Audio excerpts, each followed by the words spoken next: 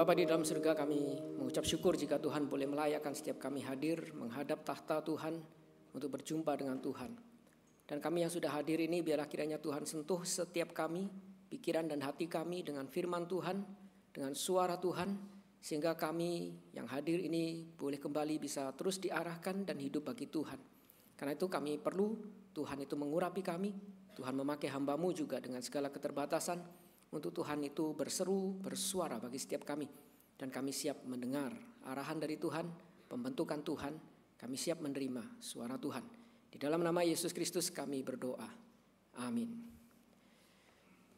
Shalom Bapak, Ibu, dan saudara-saudari yang dikasihi dalam Tuhan.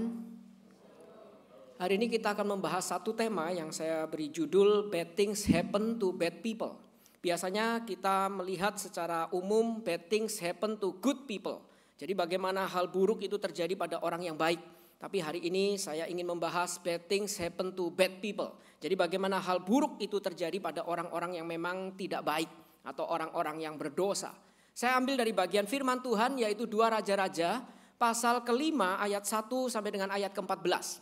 Bagian ini saya akan baca sekaligus nanti akan langsung dibahas. Jadi kita akan membaca ayat sekaligus membahasnya. 2 Raja-Raja pasal 5 ayat 1 sampai dengan ayat 14. Demikian firman Tuhan. Saya mulai dari ayat yang pertama terlebih dahulu. Di dalam ayat pertama dikatakan sebagai latar belakangnya, ini menjadi pendahuluan, yaitu Naaman, seorang panglima Raja Aram. Dia adalah seorang yang terpandang di hadapan tuannya dan sangat disayangi. Sebab oleh dia Tuhan telah memberikan kemenangan kepada orang Aram. Tetapi orang itu, seorang pahlawan tentara, sakit kusta. Nah saudara-saudara, bagian ini mungkin saya akan sederhanakan di dalam bahasa aslinya atau bahasa Inggris terjemahannya itu susunannya lebih rapi, yaitu bisa dikatakan seperti demikian. Jadi dikatakan di dalam bagian pertama itu Naaman itu panglima Raja Aram, itu dijelaskan di dalam 3 kondisi. Ditekankan di dalam 3 kondisi, dan 3 kondisi ini yang kita katakan kondisi yang penuh berkat Tuhan. Kondisi yang sangat baik, kondisi yang sangat ideal. Dan Naaman itu dijelaskan panglima Raja Aram ini adalah seorang yang terpandang di hadapan tuannya. Jadi dia itu sangat dipandang oleh tuannya. Dan bukan cuma seorang yang terpandang di hadapan tuannya, bahkan dia sangat disayang oleh tuannya. Kata disayang ini bisa dikatakan dihargai. Bukan cuma dia itu dipandang oleh tuannya, tapi dihargain sekali. Sebab oleh dia Tuhan telah memberikan kemenangan kepada orang Aram. Jadi ini orang tenaga kerja potensial, bosnya itu bukan cuma memandang dia, tapi menghargain dia. Jadi pasti kontraknya pasti diperpanjang, tidak mungkin tidak diperpanjang. Nah itu Naaman. Bukan cuma itu, dia juga seorang pahlawan tentara. Jadi dia ini panglima Raja Aram yang betul-betul cocok sebagai pahlawan. Jadi bukan cuma dia itu panglima perang, tapi dia itu pahlawan perang. Sangat gagah, perawakannya itu betul-betul cocok sebagai bukan cuma panglima, tapi dia adalah pahlawan.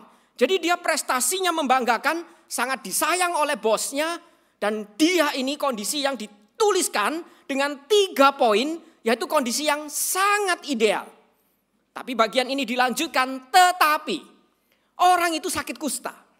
Jadi seolah-olah ada satu kondisi yang merusak kondisi ideal yang disebutkan di sebelumnya. Dia adalah orang yang sangat ideal, bukan cuma disayang oleh bosnya, perawakannya pun dia pahlawan tentara. Tapi dia sakit kusta. Buat apa jika perawakan saya itu gagah sebagai tentara, tapi sakit kusta? Dan saudara-saudara, kita harus tahu saat itu orang sakit kusta itu tidak seperti zaman sekarang mungkin sudah ada obatnya. Zaman itu tuh beda. Orang sakit kusta itu seringkali dianggap bukan cuma tidak ada obatnya, tapi harus Tuhan sendiri yang menyembuhkan dia, mentahirkan dia. Karena kalau tidak, dia ini najis. Bahkan kalau sudah semakin parah itu bisa menular dan seringkali dia disisihkan, dibuang. Dan kadang-kadang cuma hanya menunggu mungkin bagian tubuhnya satu demi satu rontok dan sampai dia mungkin meninggal. Ini penyakit yang sangat menakutkan. Bukan cuma penyakit, seringkali dianggap dia dikutuk Tuhan. Karena itu perlu bukan cuma disembuhkan, tapi harus ditahirkan. Ini penyakit yang serius, yang harus bukan cuma dokter, tapi harus Tuhan sendiri dengan nabinya. Itu yang bisa menyembuhkan orang yang sakit kusta. Jadi Naaman ini dituliskan kondisi yang sangat ideal. Tetapi ada satu hal yang tidak ideal, satu hal yang terjadi yang merusak semua ideal yang ada dalam hidupnya, yaitu sakit kusta. Bagian ini menyadarkan bagi setiap kita, realita kita di dunia Setiap kita ini pasti ada tetapi dalam hidup kita. Bapak Ibu, kalau kita itu mendengar kata tetapi itu kan kadang menjengkelkan. Kalau ada orang memuji kita, Freddy kamu tuh baik, cinta Tuhan. Tetapi, bisa belakangnya itu biasanya nyebelin. Belakangnya tuh biasanya ini yang awal-awal itu cuma bumbu-bumbu, biar saya melambung lalu belakangnya saya dibanting. Misal, kadang-kadang kita itu di dalam hidup kita mengatakan, saya punya segalanya, keluarga saya baik, saya punya istri yang baik, pasangan yang baik, saya juga punya rumah yang mewah, kerjaan yang baik, masa depan yang cerah, tetapi anak saya meninggalkan Tuhan. Tetapi anak saya tidak lagi mau ke gereja. Jadi seolah-olah kondisi pertama itu yang ideal, yang saya banggakan itu menjadi percuma. Karena ada kondisi tetapi itu. Dan mungkin kalau kita bicara misal gereja. Gereja itu begitu megah. Bahkan di kota itu gereja ini menjadi gereja yang paling besar. Semua ada. Namanya pun gereja GSA. Gereja serba ada. Semua ada. Mau fasilitas apa bilang. Semua ada. Tetapi jemaatnya sudah tidak lagi memuliakan Tuhan. Tetapi jemaatnya sudah tidak lagi memberitakan firman Tuhan. Tetapi gereja yang besar itu tidak lagi dikelola secara alkitabiah. Hanya dikelola dengan ambisi masing-masing. Tetapi gereja itu sudah tidak lagi mengarah memuliakan Tuhan. Seolah-olah kondisi tadi buat apa? Buat apa kemegahan semua yang diberikan itu menjadi percuma? Gereja makin besar kalau tidak memuliakan Tuhan, buat apa? Setiap kita kadang-kadang Tuhan izinkan ada tetapi dalam hidup kita. Sadar tidak sadar. Bahkan seringkali beberapa dari kita mengatakan, saya sudah pelayanan dengan baik.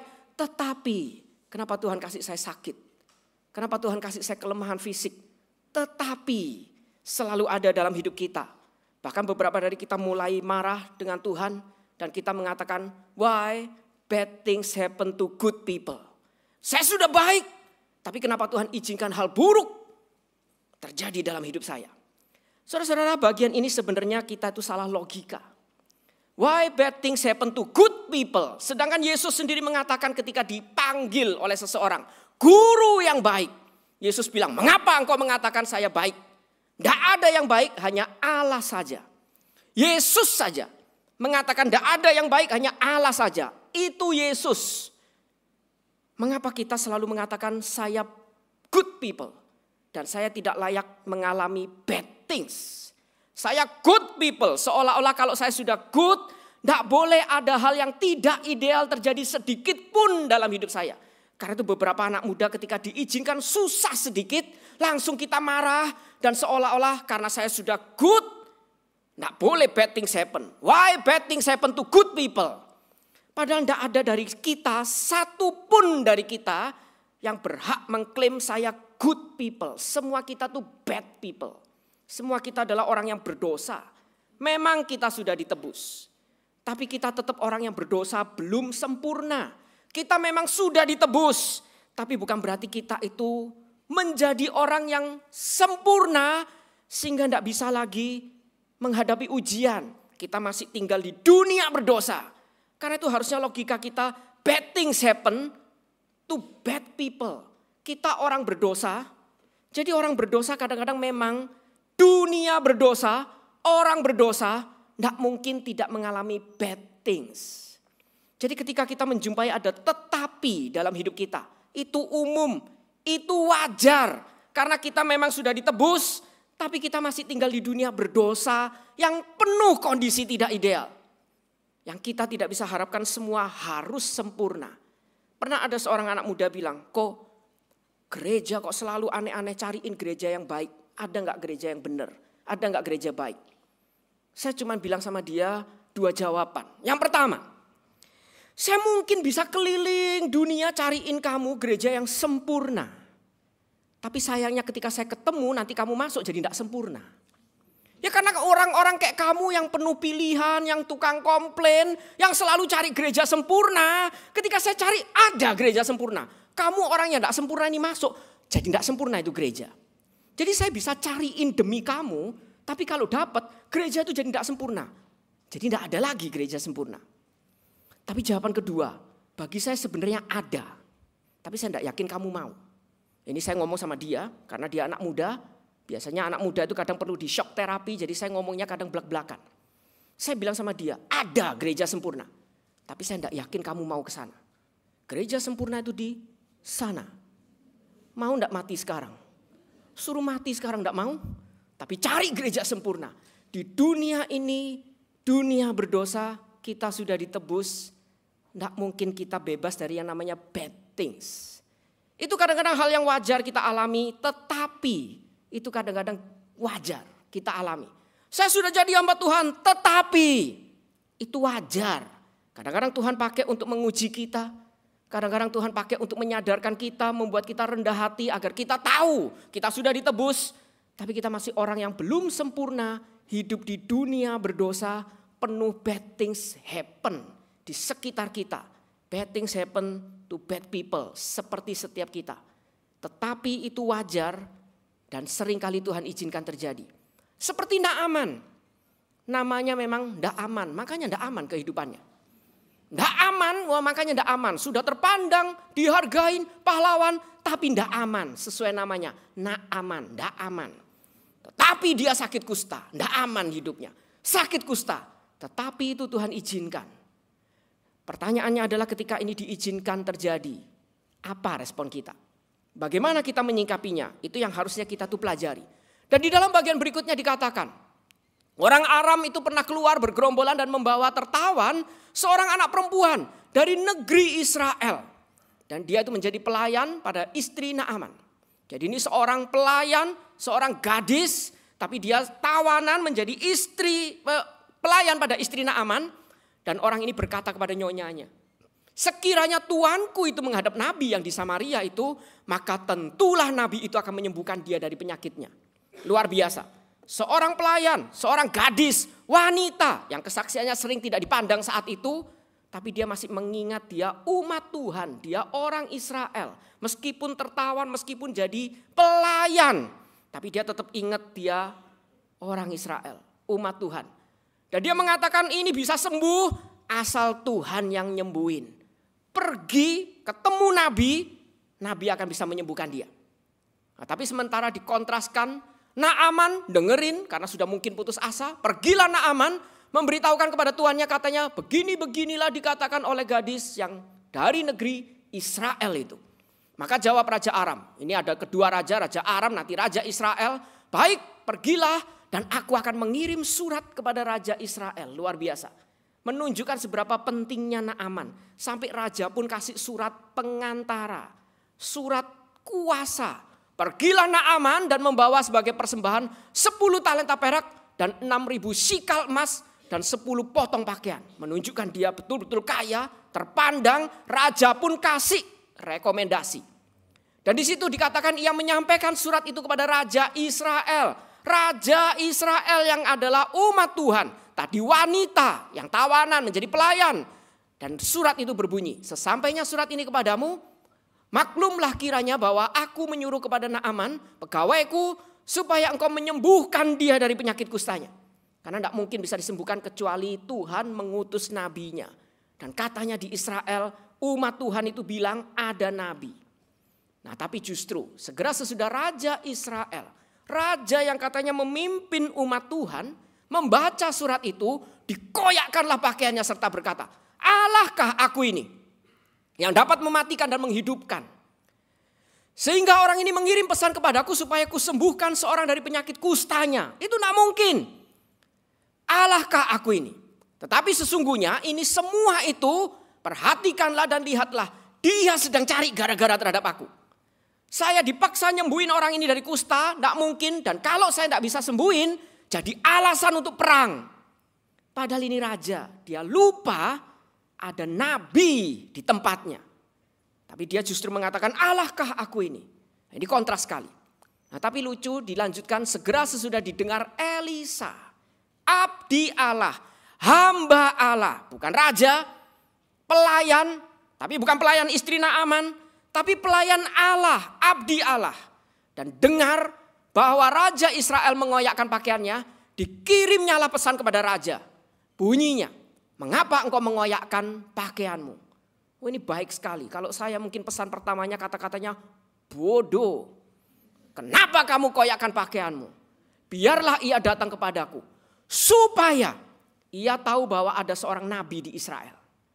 Ini jawaban dari Elisa, abdi Allah, pelayan Allah. Dengan kata lain, Elisa sebagai hamba Allah mengingatkan dalam kondisi itu.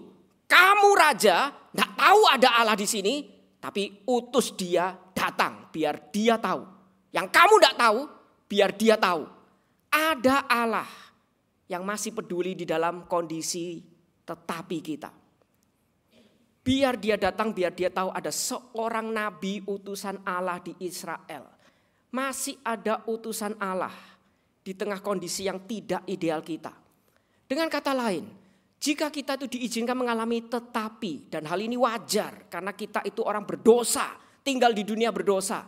Yang harusnya kita lakukan adalah cari Tuhan, datang pada Tuhan. Agar kita tahu masih ada Tuhan di tengah kondisi yang tidak ideal dalam hidup kita. Tapi seringkali, saudara-saudara, bukankah kita itu kalau kecewa, ketika ada hal yang tidak ideal merusak kehidupan kita yang ideal, kita justru kecewa pada Tuhan. Kita justru menjauh dari Tuhan. Kita justru marah dan tidak lagi mau datang di hadapan Tuhan. Berapa banyak orang yang kalau kenapa nggak datang lagi ke gereja? Iya, kehidupan saya soalnya lagi tidak baik. Tuhan kasih saya banyak masalah. Saya belum siap ke gereja. Salah. Kita lihat di dalam Alkitab. Setiap orang diizinkan mengalami penderitaan, kesesakan, justru itu saatnya dia cari Tuhan. Kejar Tuhan. Datang di hadapan Tuhan. Minta kekuatan pada Tuhan. Kalau tidak, siapa yang bisa menguatkan saya bertahan menjalankan kondisi yang tidak ideal ini? Kita lihat bagaimana Hana ketika ditindas oleh Penina. Dia justru datang di hadapan Tuhan dengan menangis sampai dituduh mabuk. Dan dia ungkapkan semua ratapan dia di hadapan Tuhan. Justru saat paling sesak, itu saat kita harus cari datang pada Tuhan. Kalau tidak, siapa yang menguatkan kita ketika tetapi itu diizinkan datang dalam hidup kita? Hidup kita yang sudah baik-baik saja, tetapi mulai goncang dengan kondisi yang tidak ideal. Saat itu terjadi, justru itu saatnya kita tuh datang di hadapan Tuhan. Bukan lari, bukan benci, bukan marah, tapi datang. Tidak tahu, datang. Kenapa Tuhan lakukan ini? Ya justru datang, tanya kenapa. Kalau kita tidak tahu, bukannya kabur, lalu sok tahu. Kadang-kadang saya tidak tahu kenapa Tuhan izinkan ini. Malah pergi, malah seolah-olah dia tahu. Harusnya kalau tidak tahu, datang, tanya, kejar, bicara sama Tuhan. Silahkan meratap. Kenapa kamu izinkan ini terjadi? Silahkan. Tidak tahu, justru datang, tanya. Karena itu kalau kita lihat di dalam bagian berikutnya, Naaman ini datang. Datanglah Naaman dengan kudanya dan keretanya lalu berhenti di depan pintu rumah Elisa. Jadi dia betul-betul cari Tuhan dan datang. Tapi pertanyaannya, ketika datang, apa yang kemudian kita lakukan? Kita lihat di dalam bagian ini Elisa menyuruh seorang suruhan kepadanya mengatakan, pergilah mandi 7 kali dalam sungai Yordan. Ini sungai yang kecil, tidak terlalu bagus. Maka tubuhmu akan pulih kembali sehingga engkau menjadi tahir. Jadi kita bisa bayangkan Naaman sudah taat. Dia cari, datang kepada Nabi Tuhan. Tapi justru Nabi Tuhan ini ketemu juga enggak. Nyuruh seorang suruhan kepadanya. Lalu bilangnya pergi celupin kayak teh celup 7 kali. Wah, mungkin sungainya juga enggak terlalu bagus. Mungkin sungainya coklat. Jadi putih-putih lepranya, kustanya itu jadi kena lumpur. Mulus langsung coklat. Celupin 7 kali tubuhmu akan pulih kembali. Sehingga engkau menjadi tahir. Tapi Naaman itu kemudian justru, tetapi pergilah Naaman dengan gusar sambil berkata, aku sangka bahwa setidak-tidaknya itu dia keluar, nemuin aku, berdiri, manggil nama Tuhan, berseru, lalu menggerak-gerakkan tangannya di atas tempat penyakit itu, dan dengan demikian menyembuhkan penyakit kustaku. Nah ini yang diinginkan Naaman. Ya seringkali sama seperti yang diinginkan sebagian besar dari orang Kristen. Kita ketika diizinkan mengalami kesulitan, kita cari Tuhan, biasanya kita cari kepinginnya ada hal spektakuler yang Tuhan lakukan. Seperti beberapa orang itu suka mengatakan, saya sudah doa pada Tuhan. Tuhan tidak jawab. Lalu terus yang kamu harapkan apa? Harusnya kan saya doa Tuhan jawab dong. Saya bilang kalau Tuhan jawab langsung kamu lari loh. Coba bayangkan kalau kamu malam-malam doa, Tuhan, saya ada 2 kerjaan. Satu nawarin ini, satu nawarin ini. Yang mana yang kehendakmu? A atau B? Tiba-tiba Tuhan jawab, A. Lari pasti setan. Kamu itu minta sesuatu yang kamu sendiri tidak tahu. Jadi kadang-kadang kita itu berharap Tuhan itu kerja dengan cara spektakuler. Seolah-olah Tuhan tidak bisa kerja dengan cara yang biasa. Padahal kadang-kadang Tuhan pakai cara yang biasa. Karena itu Naaman tuh kecewa, gusar. Harusnya kan ini hamba Tuhan. Keluar dong katanya suruh datang. Keluar, sembuhin. Dengan cara apa? Kumpulin orang maju, KKR, tiup sana, jatuh, ketawa, golong-golong. Harusnya gitu dong. Bukannya disuruh datang, cuma dikasih khotbah, pusing, jatuh juga sih. Karena pusing dengar khotbah yang membingungkan. Terus pulang, cari congfan. Nah ini kan gereja apa seperti itu? Harusnya kan datang, sembuhkan dengan cara spektakuler. Naaman kecewa. Dan kemudian dia tambahkan, bukankah Abana dan Parpar, sungai-sungai di Damsyik, di tempat dia itu lebih baik dari segala sungai di Israel. Sungai di kotaku lebih baik dari di kotamu. Sungai Yordan itu apa? Kali kecil, butek. Lebih baik mandi langsung di tempatku. Kalau memang suruh celup, kenapa kamu nggak dari awal kirim surat celup di kali yang lebih baik? Lebih megah, lebih bersih. Bukankah aku dapat mandi di sana dan menjadi tahir? Lalu dia kecewa, pergi. Dan pergi itu dengan panas hati, marah. Tetapi pegawai-pegawainya ini luar biasa lebih logis dari dia. Pegawai-pegawainya itu datang mendekat serta berkata, Pak, seandainya Nabi itu nyuruh kamu melakukan perkara yang sukar, bukankah kamu akan melakukannya? Ya, kalau kamu disuruh coba puasa berapa hari, lalu bakar ini, bakar itu, jangan bakar temennya, bakar ini, bakar itu. Pasti kamu mau lakukan kan? Kalau kamu disuruh melakukan hal yang spektakuler, pasti mau. Apalagi sekarang cuman simple. Dia hanya berkata kepadamu mandi, engkau menjadi tahir. Nothing tulus, coba saja. Kalau dicelup tidak sembuh, ya pulanglah dengan panas hati. Kalau dicelup sembuh, lumayan kan? Simple, kenapa kamu tidak coba? Loh, pegawainya itu lebih logis. Nothing tulus. Sebelum pulang marah tanpa mencoba, lebih baik kamu pulang dengan mencoba. Nah, Naaman ini akhirnya nurut dia. Maka turunlah ia membenamkan dirinya 7 kali kayak tes celup dalam sungai Yordan. Sesuai dengan perkataan abdi Allah itu, pulihlah tubuhnya kembali seperti tubuh seorang anak dan ia menjadi tahir. Saudara-saudara, kalau kita melihat bagian ini mengingatkan kita bukan sungainya yang manjur, bukan cuman Elisanya yang sakti, tapi bagian ini mengajarkan kita ketika kita datang di hadapan Tuhan apa yang harusnya kita tuh cari. Ketika tetapi itu diizinkan Tuhan hadir dalam hidup kita, merusak kehidupan kita yang kita anggap sudah ideal, kita diingatkan untuk cari dan datang pada Tuhan. Tetapi ketika datang pada Tuhan, kita diingatkan apa yang kita harus cari. Yang kita cari bukan sungainya, bukan cuman Elisanya, tapi suara Tuhan untuk kita taati. Itu yang penting. Bagian ini mengajarkan kita justru Elisa mengajar kamu taat enggak. Ini perintah, ini perkataan abdi Allah. Dan ditulis sesuai dengan perkataan abdi Allah itu, dia melakukannya dengan taat dan dia sembuh. Saudara-saudara, berapa banyak dari kita ketika datang meminta pertolongan Tuhan, kita datang untuk melihat. Saya mau lihat Tuhan lakukan apa dalam hidup saya. Saya mau lihat bagaimana Tuhan tolong saya. Kalau tidak, saya akan tinggalkan Tuhan. Saya datang ingin melihat bagaimana Tuhan membereskan kondisi saya yang tidak ideal ini.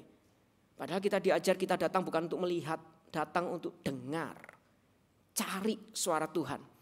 Kondisi tidak ideal, datang. Cari. Tuhan, kamu mau apa? Kenapa kasih seperti ini?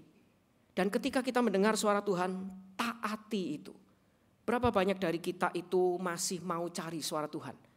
Karena itu kita perlu setiap minggu beribadah. Bukan agar ngumpulin persembahan agar gereja ini bisa membangun lebih banyak fasilitas. Tapi justru agar kita semua bisa terus membiasakan mendengar suara Tuhan. Pola suara Tuhan seperti apa? Terus cari suara Tuhan. Untuk mengawali hidup saya. Untuk mengawali minggu ini. Cari suara Tuhan. Agar ketika kondisi tidak ideal itu diizinkan terjadi. Saya tahu. Kemana saya harus pergi mencari Tuhan. Dan apa suaranya yang harus saya taati. Cari Tuhan. untuk mendengar suaranya. Bukan untuk melihat bagaimana dia mendemonstrasikan kuasanya. Saya mau lihat bagaimana kesaktian Tuhan untuk membereskan masalah saya. Tapi cari suaranya. Saudara-saudara, pernah ada seorang itu datang. Bagaimana sih kita tuh tahu suara Tuhan? Saya udah tanya sama Tuhan, Tuhan tidak pernah memberikan suaranya bagi saya. Saya bilang, kamu tuh harap Tuhan memberikan suaranya dalam bentuk apa? Saya mau cari panggilan, kok Tuhan tidak jawab? Kamu berharap Tuhan jawab dengan apa? Harusnya Tuhan itu kan kerja dengan cara supranatural. Mimpi kek, dengan cara apa kek, dan sebagainya. Buka Alkitab acak tunjuk, tiba-tiba katanya persis kek. Iya, kalau persis, kalau ditunjuk ternyata maka Yudas menggantung diri. Mau gantung diri enggak? Jadi kok kita itu maunya selalu cara gitu. Saya cuma bilang sama dia satu hal. Kalau kamu seperti itu berarti kamu sedang membatasi cara kerja Tuhan. Seolah-olah Tuhan itu cuma bisa kerja dengan cara supranatural. Tapi tidak mungkin bisa kerja dengan cara natural. Tuhan bisa kerja dengan cara apapun. Tuhan bisa kerja lewat mimpi. Tuhan juga bisa kerja lewat cara suara teman sekitarmu. Khotbah, renungan pagimu. Tuhan bisa kerja lewat cara apapun. Jadi bagaimana kita bisa mendengar suara Tuhan? Cara paling gampang pertama, baca firman-Nya.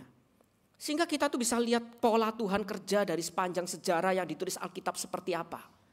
Baca Alkitab sehingga kita tahu, oh ini loh cara Tuhan. Oh ini loh cara Tuhan panggil. Oh begini loh.